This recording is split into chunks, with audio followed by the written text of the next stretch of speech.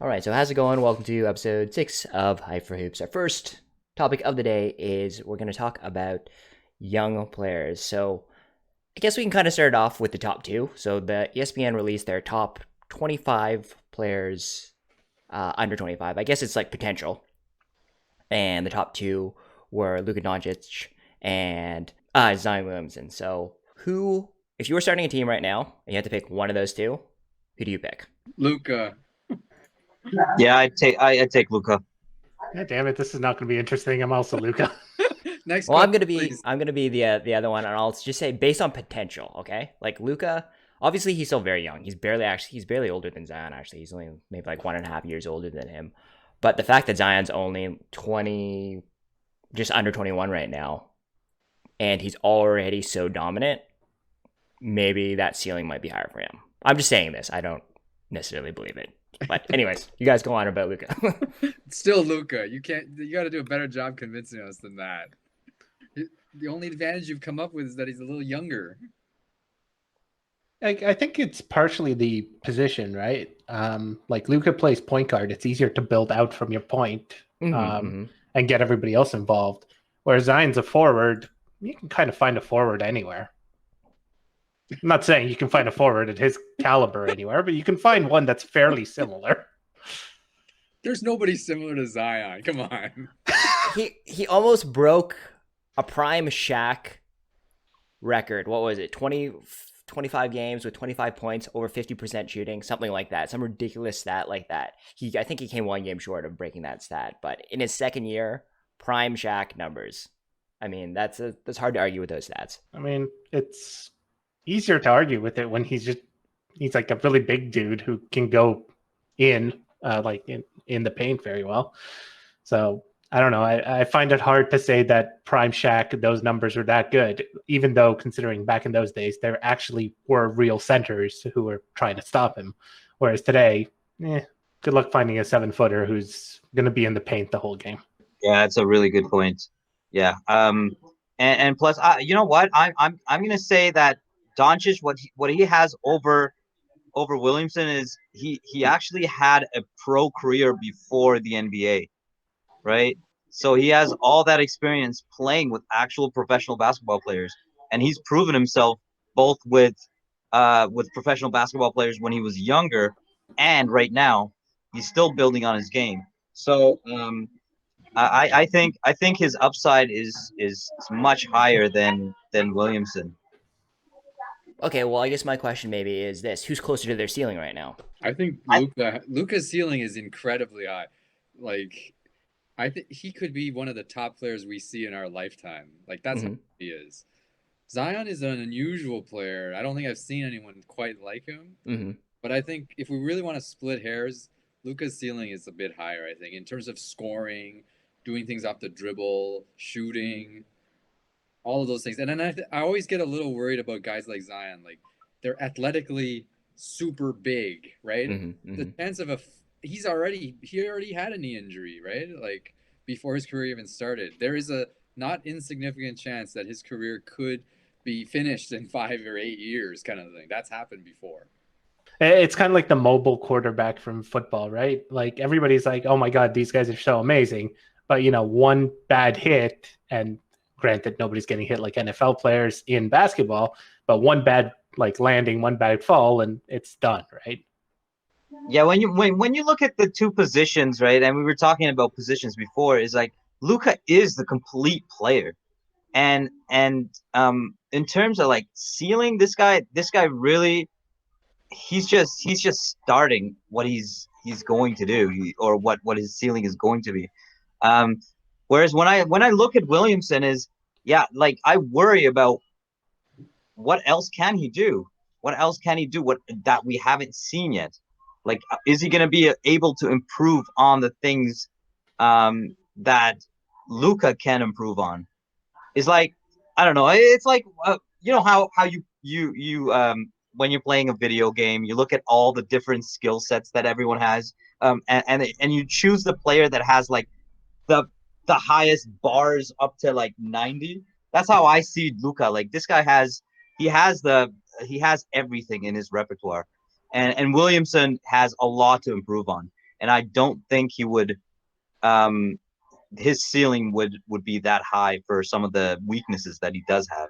Plus, Luka does this stuff without crazy athleticism in terms of jumping and speed, right? So he actually will age really well, I think. Like as he gets older, he doesn't need that. Zion needs this crazy jumping ability at his size. Like this, it's much riskier to pick him, I think.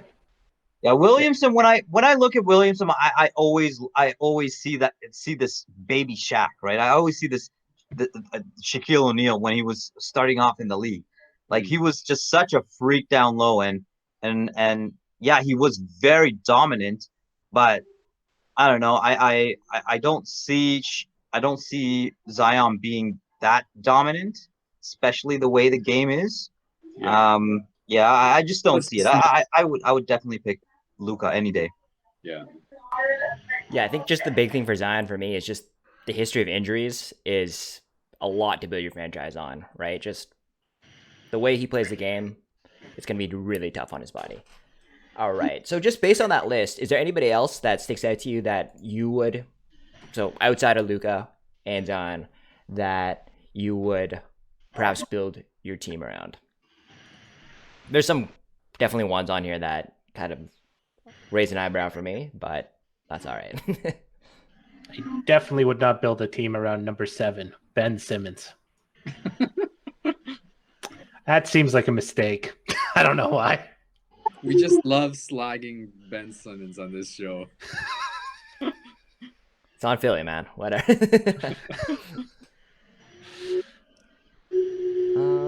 I thought Trey Young was pretty low down there at 16. I thought he should have been a little higher than 16. I'm a little surprised there. Well, I guess this is so. Let me exact your future potential. I don't know. Like for me and Trey Young, I don't think he's a bad player, obviously, but I don't know. Maybe it's just where he is because Atlanta's not the greatest team, and but he's never really impressed me that much. I guess I feel like his three, considering he's like supposed to be like one of the better or like a 3-point shooter, his percentages aren't really that great, especially since he's taking so many.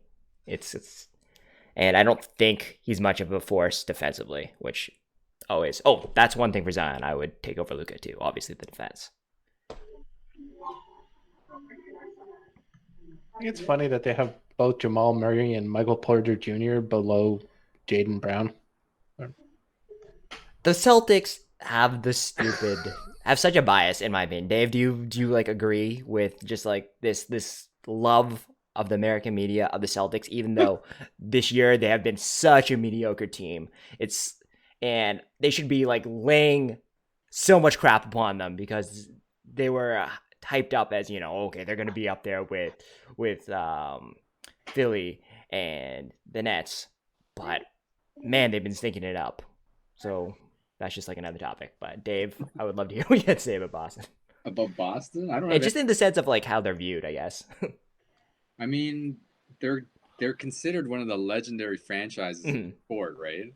So I think they get a lot of love for that, but you lose sight of the fact that they really only have that one title, like that's from 1990 till now, right? They had that one title with Garnett, and otherwise they're an above average team most years with under Danny Ainge, but kind of mediocre overall.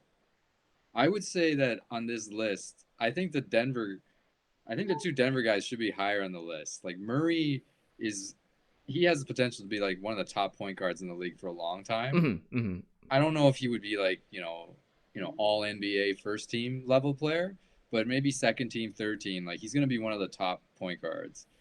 Porter is just like a crazy guy to watch. Like his athleticism is insane, but it's hard to tell if he would be good enough to build a complete team around it. If you look at this list, there's only a few guys, like those guys at the very top of the list, that might be worth that max money that you build that be a franchise guy. Right? Well, the other thing with Murray and Porter is like Jamal Murray, yeah, he could be a really good point guard, but he's kind of sitting there in in the Joker's shadow a little bit, since all the fancy assists are attributed to Joker. All the focus is on Joker, so people kind of forget he's there, like from the assisting standpoint, which could be good, could be bad. It would be bad for him getting votes to be first team or second team, right?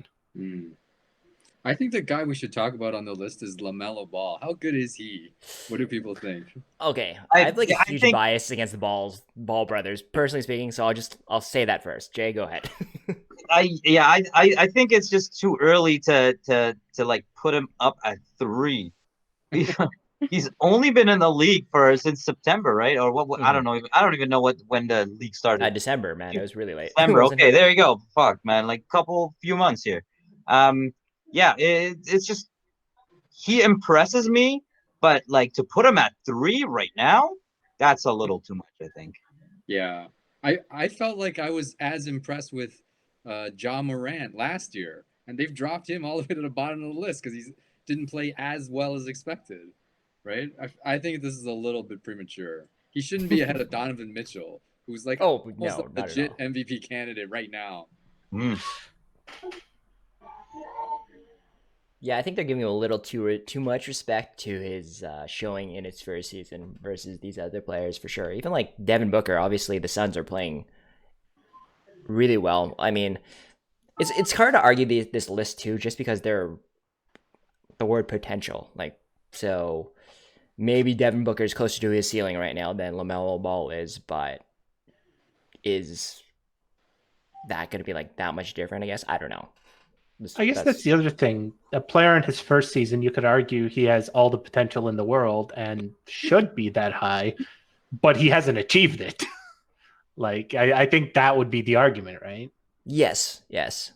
Because you haven't seen enough of him to know. Again, he could just end up dropping off the face of the earth. Who knows? Anything's possible. Hypothetically, they should pick some first-year player who has like a terrible stat line and just say this guy has the most potential, because even if he turns out to be decent, his potential went way higher than expected. All right. So just the next topic I want to just kind of talk about is just the landscape of the NBA right now. I think obviously with the Lakers having the injuries, it's kind of a question where they're going to finish. I highly doubt they're going to be in the top spot. Even the Nets, they've been playing well, but I think what was the other night they lost to? Crap, I can't remember. It was an okay team, but they still lost, and they still had Durant and Kyrie, and I don't think people are this. I think people think, yeah, if the Nets are at full power, they should, but I don't know. They've played 70 games together, I think, as three players. So what do you all think? Has your initial prediction of the NBA changed? Do you think things have been mixed up enough right now? I think it has the potential to be like a wild playoffs because with LeBron, he's not even playing it, right? Mm-hmm. And there's only like 5 weeks left in the season. The Lakers could drop into the play-in game at this point, right? So so they may if they get Davis and LeBron back, they're going to be strong, but that's not even a guarantee. So without them, and with the Nets being kind of injury prone, there are a ton of teams that smell that this could be their year, right? Legitimately have a chance. Oh yeah. Mm-hmm. So I think the landscape is very bizarre this year. It's not like it was the last few years where it was very clear that the Golden State Warriors are the top team or whatever. Like this year could be crazy. Yeah, it was Chicago that beat them, by the way. Oh yeah. Okay. Oh yeah. Okay. Yeah, and Chicago's not a great team, so you'd think they would have had a pretty easy time beating them. I am going to go on and say that I am supporting any team that will beat the Nets this year. I don't care who it is. I'm behind anyone that can take them down. So we can't have that. We can't have teams just like getting players left, right, and center. All-stars, former all-stars. That's just ridiculous, man. It's just ruining the game, right? Yeah. Yeah. Oh, did you see? I think Andre Drummond had a really good game with the Lakers. the other night. The Lakers actually won. He had like probably like a double, I think. But it beats his debut. If you guys don't know, I think he got his like toe stepped on. He got pulled out of the game. So his second game was much better. Yeah, definitely having your toe stepped on is not fun. Yeah. Anything, Stefan? I honestly think the West is going to be a bloodbath, and the East is pretty much already settled. Unless, and this will be amazing, the Knicks beat Brooklyn. I would love to see the Knicks beating Brooklyn. So are the Knicks at number 8 right now? They are at number 8, but Brooklyn's at number 2, so this doesn't really work out. I mean, it could happen. It could happen. It would have to be magical. Milwaukee, The Knicks I think winning a Milwaukee playoff series. In order for me to find a team that can beat the Nets, I gotta support Milwaukee in the East. I don't think Philly can do it the way they're constructed. So Interesting. it's gonna have to be the Bucks. And in the West, someone strong is gonna come out of the West. Like Denver's, like I feel like they're super strong. Lakers could be, and I like the Suns. Like for the feel-good story of Chris Paul, I'd like to see them make a run, but it's hard to tell. Well, yesterday the Lakers beat Brooklyn. Yeah, and pretty bad too. And it was LeBron didn't play. No, and he's but like but on playing for the Nets, on the other hand, they didn't have what's his name? Harden. Yeah, they didn't have Harden. So, but you take those two out, it shouldn't have been that bad of a game for Brooklyn No. to get beat that bad. I mean, I would take that trade any day. Yeah, exactly. And there's no. Yeah, the Lakers don't really have a lineup right now, so that's like kind of inexcusable. Yeah. So the Nets have like they have the players there, but like if they don't mesh, and you see it all the time, right? It's just like, can they mesh and can they play against the big teams? It's also and quickly, right? They brought all these guys. Mm-hmm. They've played a few games together, like dozens of games. In the old days, teams played together for like 80 games for 2 years, 3 years to get to that level. So you'd like to think that there's something to be said for teamwork. Yeah, and you saw it in Miami too, right? Like the first season, they could not get that championship. They met Dallas in the final and they got fucked. So, was it the second year that they won the championship? Oh, I can't remember. Yeah, but it must have been second. Second and yeah. Third. Okay, so there you go. Yeah, it does take time to mesh. Do they have enough time to figure it all out though? Yeah. And on the other hand, the Lakers, they do have some continuity. Yeah, there you go. They have that going for them, right? They just added some pieces, and LeBron's their man. But in New Jersey, like everyone wants to be the man over there, so we'll see what happens. All right, so our last topic isn't specifically basketball, but it was kind of triggered by our favorite player, Draymond Green, talking. I don't remember his exact comments, but I think he just made some less than smart, well thought out opinions on women's sports. So I just want to know all of your opinion. I guess the big issue is the pay disparity between professional women athletes versus men's professional athletes. So you can just talk about women's sports, or you can address that. It's up to you. Well, women's basketball, I actually like women's basketball. Like, okay, as a basketball fundamentals person and a coach, I think women play basketball, like the modern women's game is actually better than the men's game in terms of being fundamentally sound, right? Is it less ISO? It's more teamwork, more pass. Okay, good. Mm-hmm. Like in that sense, they actually play like the way that you try to teach kids to play, right? And the issue about the pay has more to do with the business. If the WNBA makes a ton of money, then they can afford to pay their players. It doesn't make that much money, then they can't afford to pay the players. So I don't know what Draymond's trying to get at, right? But I think that's what he's trying to say, right? Because the men are the one that make all the money and all the endorsements and all that stuff, and that's the society that we live in. Is that the people who you generate income, then you get paid as a result. Yeah, I don't. Historically, for sure, there hasn't been much money going into women's programs for sports. I do notice that, well, there seems to be more going in now, but it's still nowhere near the same level, right? Mm-hmm. So unless they bundled like deals, I don't know if currently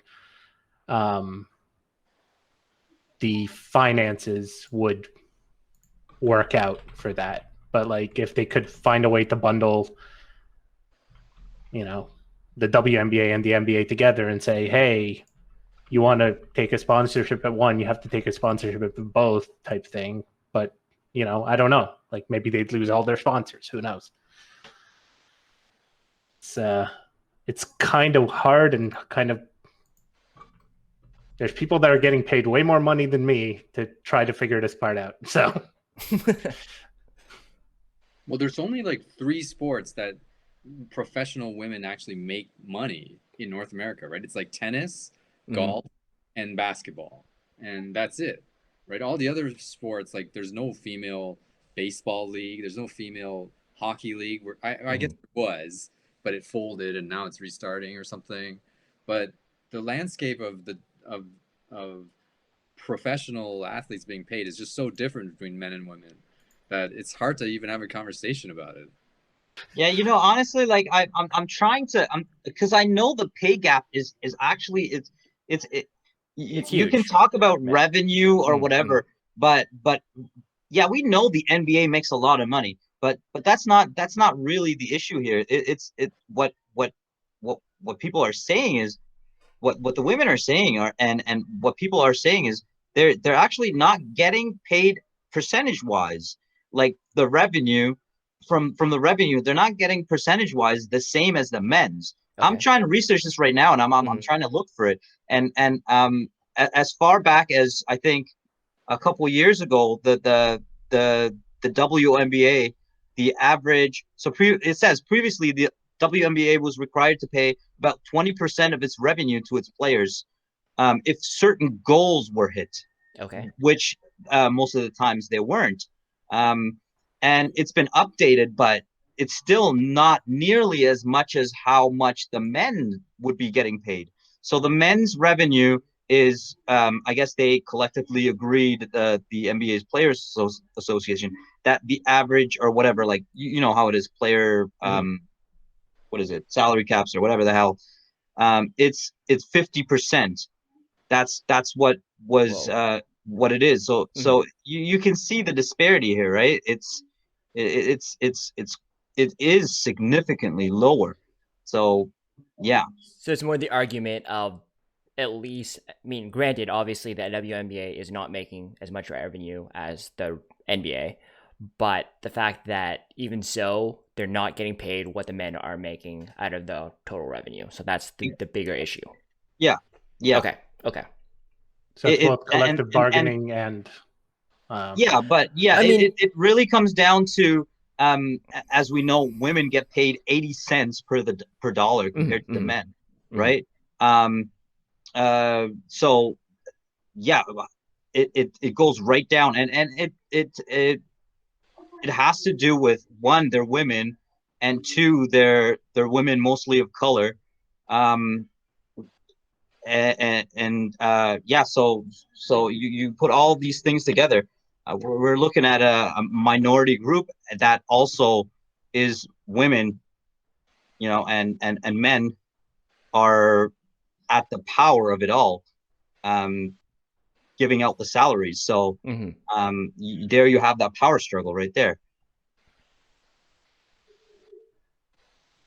And I guess Draymond, what he's trying to say is women should be collectively saying, let's. I mean, I know it doesn't. How should I say this? They're at a weaker point in bargaining, but yeah, how far would they go, right, to get to where the men are? Because it wasn't always the men were getting paid as much as they were, right? It was they collectively saying, yeah, we're gonna shut this down. Let's go on strike or whatever they call it, lockout, and they've collectively bargained for this. And I think what Draymond is trying to say is, get together and make some demands. But the problem is that the men actually used to make more money. When they did the bargaining agreement, they ended up taking less money. In the 90s when like Kevin Garnett was getting that crazy deal, like there were all these dudes were getting like 150, 200 million dollar contracts, which when they did the collective bargaining and then put the salary cap in, the owners won and forced all these contracts down pretty low. Like if you can imagine if they had like a free market with no salary cap and no limit on spending, how much these players are actually worth. The men's players would be worth an insane amount. Like LeBron James, how much money would it take to actually pay him in an open market, right? The women, if you went to an open market, even if they bargained together and said, we are not going to play, I don't think they have the popularity as a sport right now to be able to get enough money. That's the problem. A lot of them actually have to go play overseas, like in the off season. Like you know how the WNBA season is actually in the summer. The women Mm-hmm. are actually they go overseas and play in Russia and stuff because for some reason in Eastern Europe, women's basketball is a bigger thing and they can get $1 million contracts there where they can't get it here. So it's all pretty messed up. But ultimately, it seems like there's just not enough customers at this point, which is a shame because it's a good sport. And it goes right down to what society has given women uh, women athletes Mm-hmm. value, right? Like Mm-hmm. it's the same in when you go down to like high school level. Have they given the importance to develop these players to make people interested in like playing sports or watching sports at a high school level, right? Like it's all it comes down to society and what we value, Did right? you And so far we've been telling um girls that they are to strive for something different, and don't go for that sports team, look for something else that you might be able to do or might be able to contribute to society. And then we have boys growing up saying, yeah, I want to be a basketball player, I want to be a soccer player, and we've given them hopes and dreams and put money into their into efforts to get them there, but we haven't done the same for women. did you guys see how in the NCAA tournament that just finished that because they have these bubbles for March Madness this year, the men's tournament was like in Indiana, the women's tournament was in San Antonio, but the facilities that they gave them were completely different. Like the men's bubble had like these full on modern exercise rooms, weight training equipment. The women had like these dinky old like workout setup. And then the men's basketball tournament, they call it March Madness. Like that's like a trademark thing Mm-hmm. NBA uses. And they came up with this thing and said only the men's tournament can be called March Madness. So the women's tournament, they can't write the word March Madness on the floor because it's reserved for the men. And it's like literally that would cost them nothing to let the women use Mm-hmm. that and at least verbally make the two tournaments kind of the equal, but they can't even bring themselves to do that. They still have to keep the men's tournament special. Yeah, I think Jay just really said it well in the sense of yes, this is a problem in sports, but it's an overall issue in just the greater society where the women are just viewed in a different way than men. Just kind of an anecdote I have about in regards to women in sports and how they're not really encouraged to do it. So I did an interview with a professional climber back in November. Her name is Kyra Condi, and she had scoliosis when she was diagnosed with scoliosis. That's like the curvature of the spine when she was 11 years old. And she went to a doctor, and they said, oh, like she basically asked, like, I guess the nurse or something, or one of the medical staff there, if she would ever climb again. And the person's just like, oh, don't worry about it. You'll have other things like a family or something like that. And like, I don't think they would say that to a boy. I really don't. And the moral of the story is, she said to her parents, "I don't want to go to this doctor." Then went to another one. She got surgery. She's a pro climber now, so obviously, she did her thing. But yeah, just like those stories you hear, where, like I said, I doubt you would say that to a boy. So. All right, we're gonna leave it to you, Spencer, to bring on the first female guest on Hype for Hoops. All right. I think we're just exactly like we're a bunch of guys talking about this. It will be All right. it's an interesting topic, and the thing is like it's always men talking about this kind of shit, right? Like, come on, man. Like women have a voice. Let them speak. Let them be heard. You hear Draymond speak, and everyone's talking about it. Like, come on, man. This guy is another guy. I have a voice. Yeah, I can speak, but come on, let the people that are actually affected by this, let them speak. They have so many good points, and they will tell you what's up, man. It's them.